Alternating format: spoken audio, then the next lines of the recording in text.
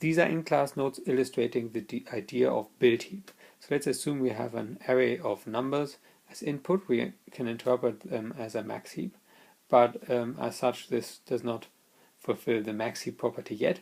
We do have max heapify, which allows us to fix the max heap property, but this requires that the subtrees rooted at the children are already max heaps, and that here is not the case. So the subtree at the left child is not a max heap. Now, assuming that the children of the children are max heap, I can now call max heapify on this subtree.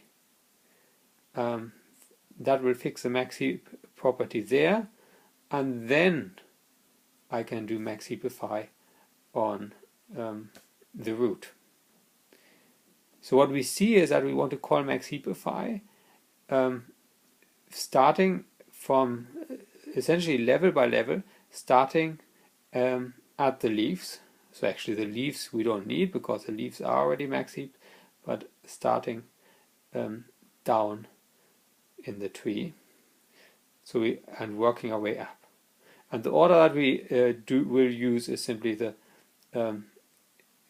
seen from the array, simply from back to front. But as I said, we do not need to handle the leaves.